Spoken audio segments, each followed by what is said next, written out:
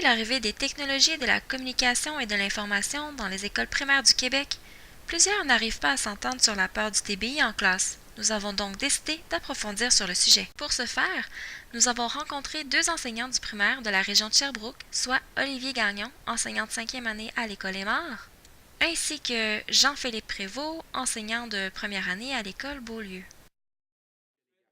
Justin?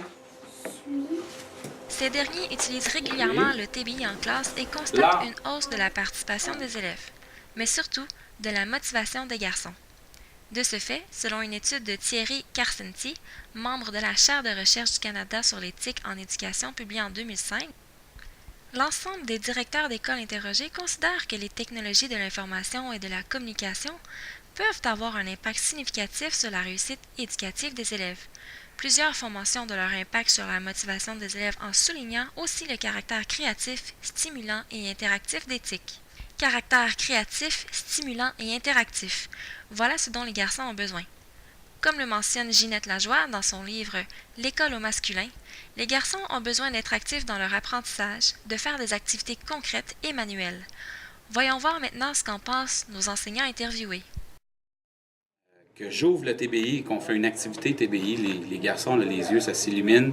Ils sont vraiment contents, ils ont hâte à ce moment-là. Moi, j'utilise le TBI peut-être la moitié du temps. Ça permet aux garçons de bouger. Ça leur... sont vraiment intéressés à venir au tableau pour pouvoir participer. Je n'ai pas fait d'études là-dessus, pas une étude exhaustive sur le sujet, mais j'ai la forte impression que oui, ça augmente la participation de tous les élèves, c'est-à-dire l'implication. C'est-à-dire que les élèves se sentent plus concernés. Donc forcément, si toute la classe, incluant les filles, mais les garçons aussi.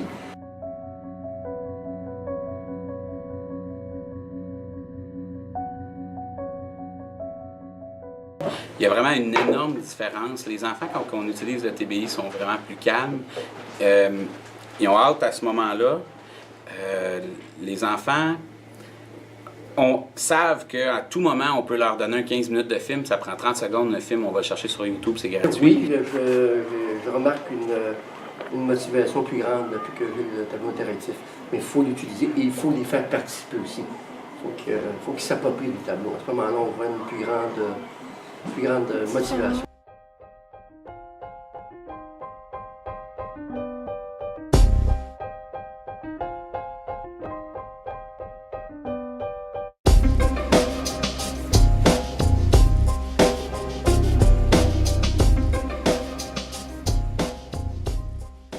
Les technologies évoluent de plus en plus vite et les élèves sont emprisonnés au milieu de cette tourmente technologique.